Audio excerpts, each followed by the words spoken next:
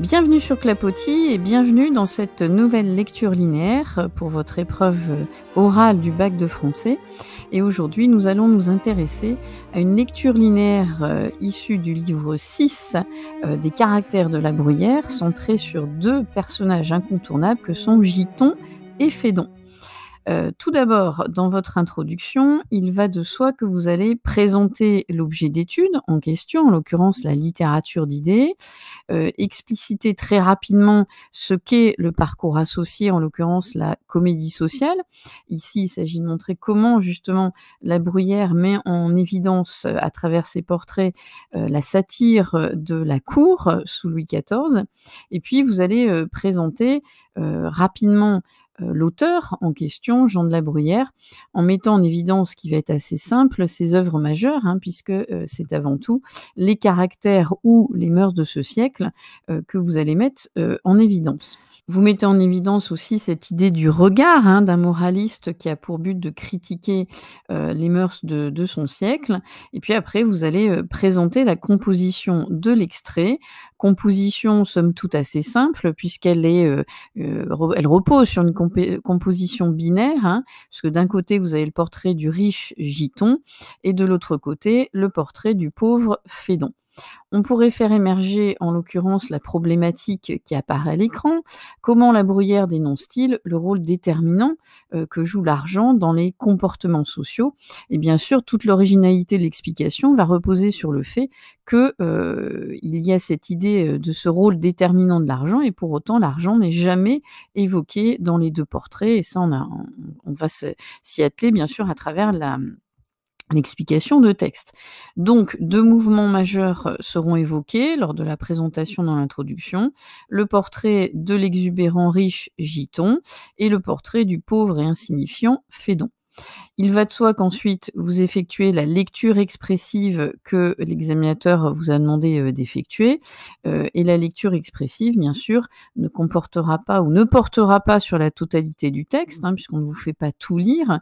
On veut juste vérifier aussi si vous donnez le ton approprié ici.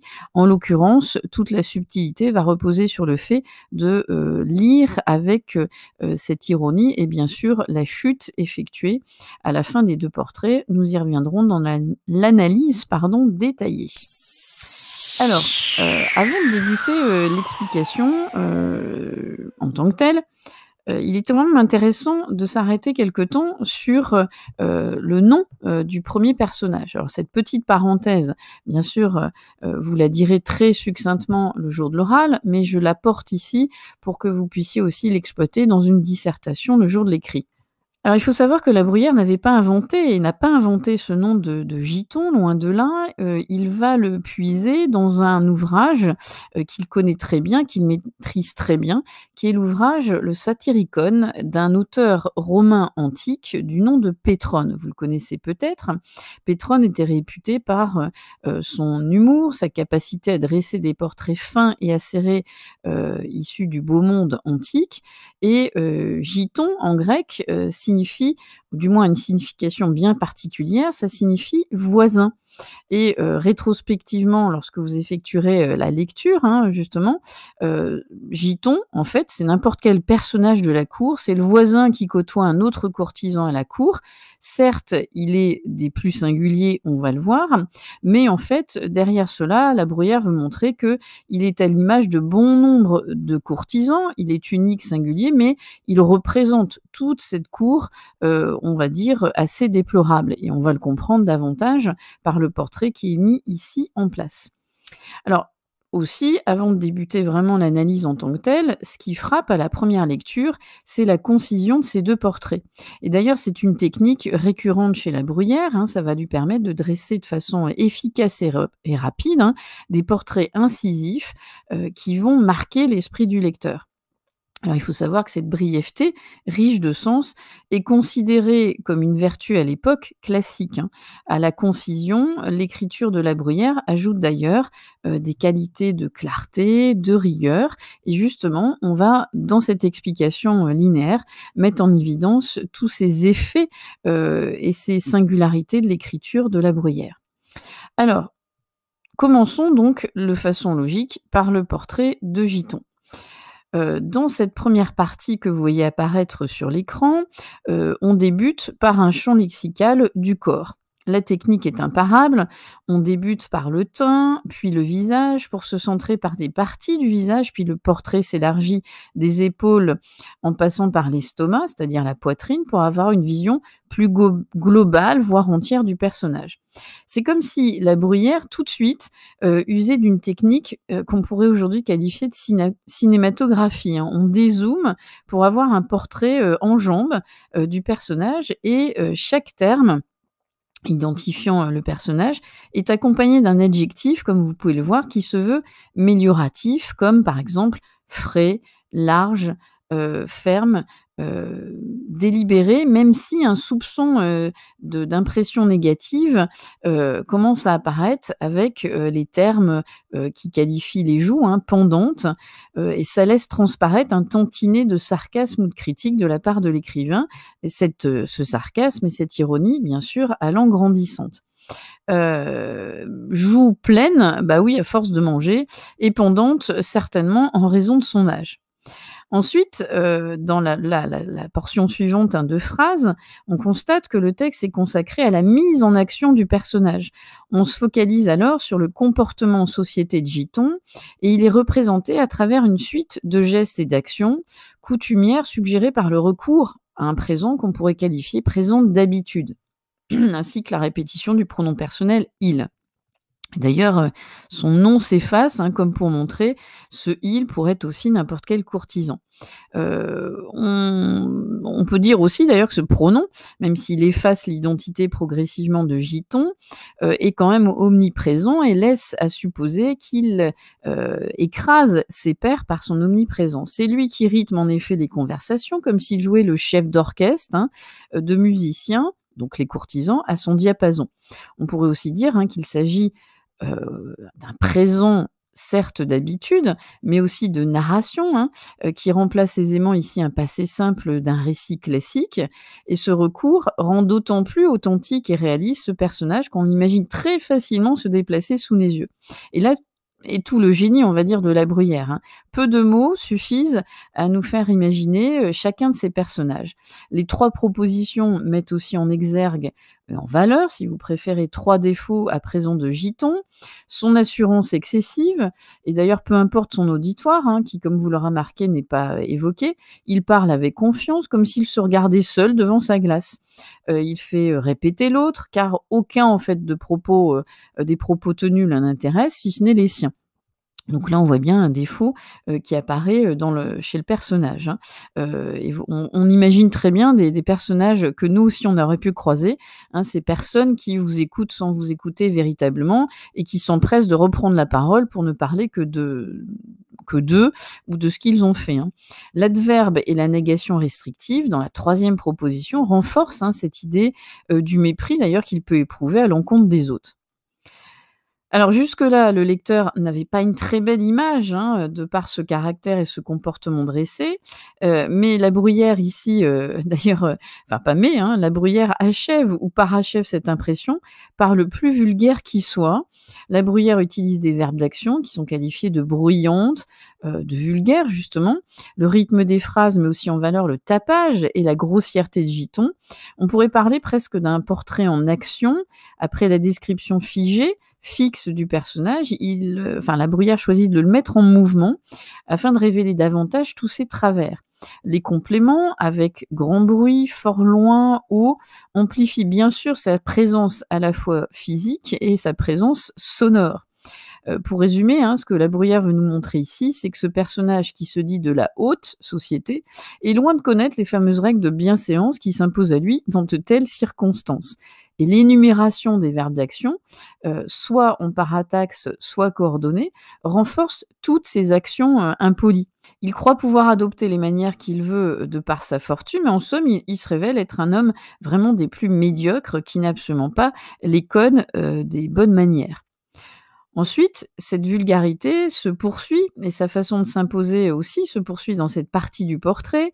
Les points-virgules suggèrent ces accumulations d'actions vulgaires qui sont quotidiennes, le présent confirme l'idée encore, et on a de nouveau la surabondance du pronom qui montre sa capacité à occuper l'espace, hein. Le verbe dormir, avec l'usage de l'adverbe marqué par sa longueur, est une façon habile, hein, de la part de l'auteur de suggérer non pas le fait de dormir, mais le fait d'être idiot. Il dort non seulement physiquement, mais son esprit est aussi en sommeil car il ne réfléchit pas. Les indicateurs spatiaux, en compagnie, à table, à la promenade, renforcent cette idée qu'il envahit l'espace en permanence et pire, le rythme binaire, hein, qui oppose les pronoms personnels, cette fois-ci, il face au pronom indéfini on, qui qualifie le troupeau des courtisans, montre combien il donne le rythme, le tempo, de par son idiotie, à une cour sans identité véritable. Le rythme, on peut presque dire, imite alors cette marche de marionnette sans âme, sans réflexion. Et voyez que la satire s'élargit de façon subtile à l'ensemble de la cour. Giton est certes vulgaire, mais finalement, il est aussi à l'image de tous ces gens de la cour, à savoir insignifiants. Et on voit bien, hein, combien La Bruyère use des techniques du théâtre pour mettre en scène ces personnages devenus littéralement ridicules. La succession des verbes au présent souligne ici sa muflerie lorsqu'il coupe la parole des autres, afin de monopoliser la parole qui n'est que parole crédible face aux autres. On retrouve le jeu de symétrie des phrases, reposant sur ce balancement permanent entre le il et le on, qui, encore une fois, définit la foule des courtisans. On a presque aussi, dans cette portion, une sorte de gradation avec les verbes, hein, entre écouter, être de son avis, croire, qui soulignent son influence grandissante auprès de tous les courtisans. Il y a comme une sorte, hein, de chute dans la vénération de Giton, avec l'usage du verbe débiter, qui est quand même plutôt péjoratif, et qu'il suggère, hein, qu'il tient des propos sans pertinence valeur, presque mécaniques. On voit bien que le portrait se confirme comme étant un portrait vraiment peu flatteur. Le passage suivant insiste sur cette mise en scène, cette mise en mouvement du personnage qui renforce son ridicule. On a une sorte de portrait en société qui confirme bien nos ressentis précédents. Les nombreux verbes mettent en évidence ici ce côté excessif du personnage par sa gestuelle, hein, il n'arrête pas de bouger, de s'agiter, s'asseoir, s'enfoncer, croiser, abaisser, relever, découvrir. Et le chapeau devient alors tout le symbole du personnage capricieux qui joue un rôle en permanence. Et d'ailleurs, la description se clôt par 2 substantifs qui soulignent le fait, hein, que Giton ose avoir ce type d'attitude changeante au gré de ses rencontres. Et d'ailleurs, ces 2 termes vantent d'ordinaire plutôt des qualités, mais endossés par Giton, elles deviennent détestables par son attitude, hein. Fierté, audace ne sont pas des termes très flatteurs dans ce contexte. Arrive cette fameuse phrase dotée d'une accumulation d'adjectifs qualificatifs qui crée un effet de surabondance. Le rythme soutenu de la phrase illustre en fait tout ce qu'est Giton. Il passe d'un extrême à l'autre, il use parfois de stratagèmes, tout d'un coup il se veut libertin, au sens libre d'esprit, mais comme il en a très peu, ce n'est pas un vrai libertin. Mystérieux, politique, hein, on pourrait supposer qu'il se veut malheureusement calculateur. Bref, un effet de mystère commence à planer sur le personnage, mais qui est vraiment ce Giton? Pourquoi est-il comme cela? Pourraient se demander les lecteurs. Cela ressemble presque à une devinette que met en place La Bruyère. Il faut savoir que d'ailleurs les devinettes étaient adorées par ces gens de la cour, hein. Il faut reconnaître qu'ils n'avaient pas non plus grand-chose à faire à part s'amuser de cette façon.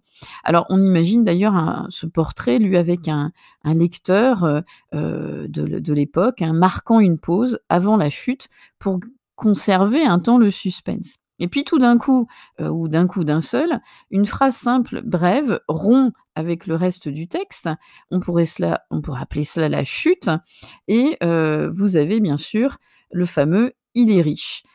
Et en fait, tout s'explique justement. Ce personnage est odieux parce qu'il possède de l'argent. La chute est bien sûr bien calculée de la part de la Bruyère.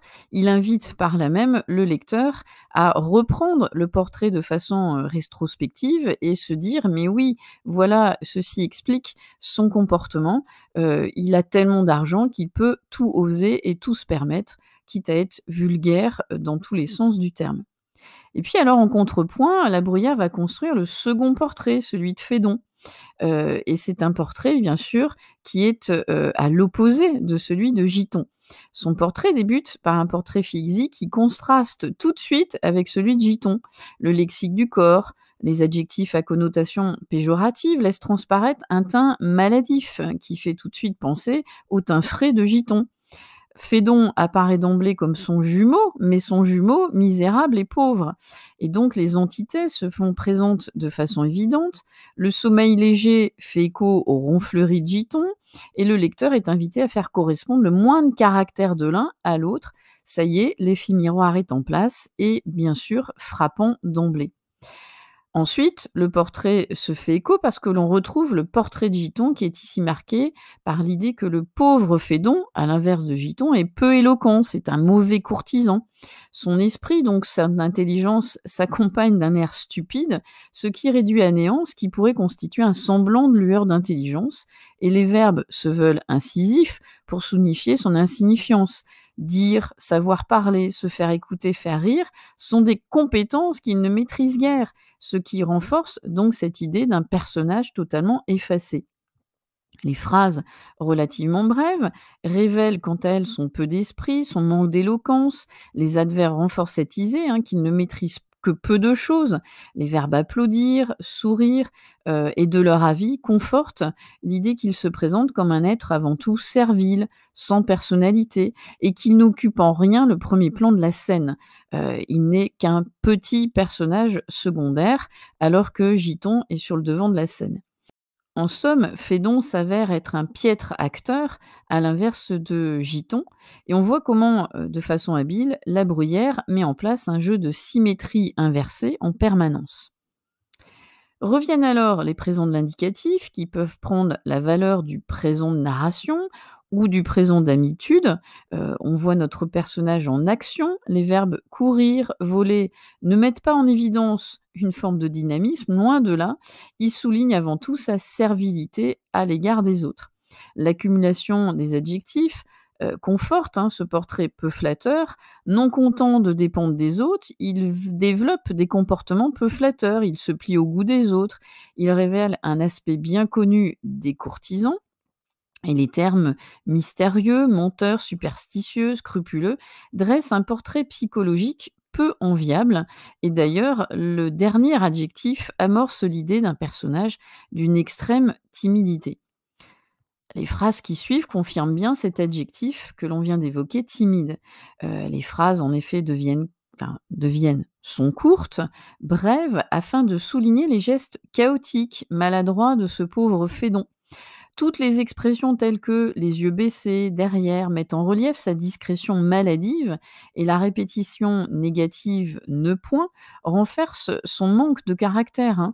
La répétition est présente comme pour montrer comment Fédon, à l'opposé de Giton, s'efface peu à peu de l'espace, il est passif, pire, il est transparent, écrasé par les événements ou les autres courtisans. Alors bien sûr, le parallèle devient encore plus flagrant avec le fameux chapeau, qui, chez Giton faisait office de gloire, mais ici va devenir l'accessoire qui va cacher sa timidité excessive.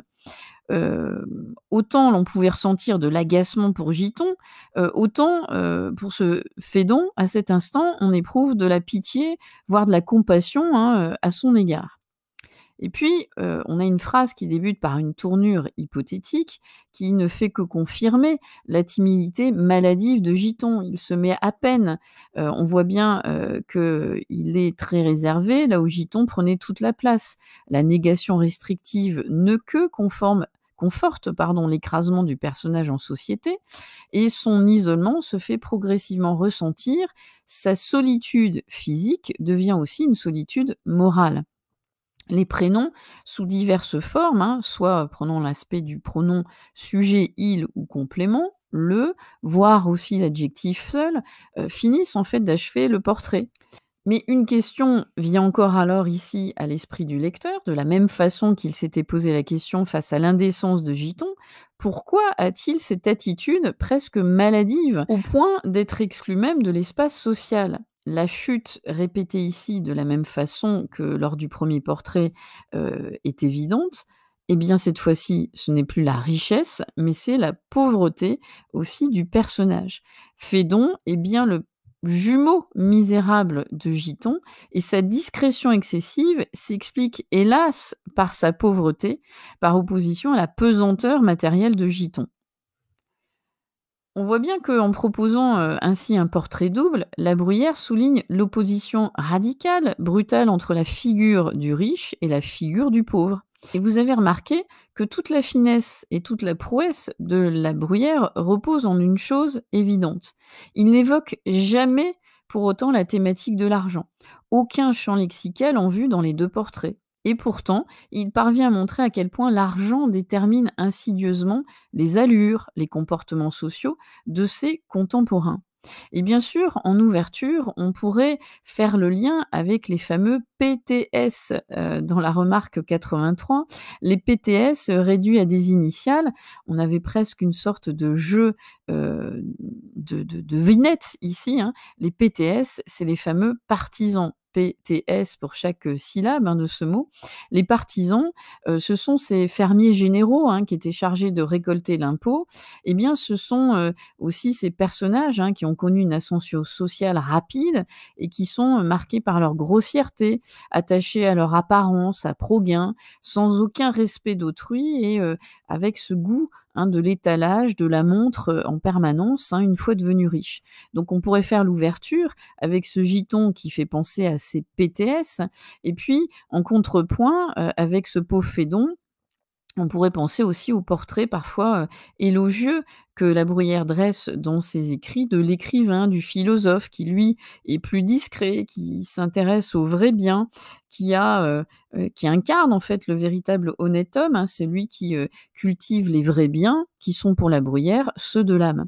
On pourrait aussi faire le lien avec un autre auteur qui a bien connu cette cour implacable, c'est bien sûr Molière, qui dresse un portrait incisif de ses courtisans, de ses personnages qui se mettent en scène, des vrais acteurs, mais dans le mauvais sens du terme. On pourrait penser à sa pièce, bien sûr, de Tartuffe, qui est un imposteur, un moqueur, un opportuniste, et détestable par son comportement, et qui fait donc aussi penser à Giton. Donc vous voyez bien comment, par son style d'écriture marqué par la brièveté, La Bruyère parvient à dresser des portraits, certes de son époque, mais qui aussi ont l'audace de nous faire penser à des personnages, des personnes que nous aussi, aujourd'hui, nous pourrions côtoyer. Je vous dis donc à très vite pour d'autres explications, d'autres lectures linéaires en vue de votre bac de français. À très vite donc sur Clapotis.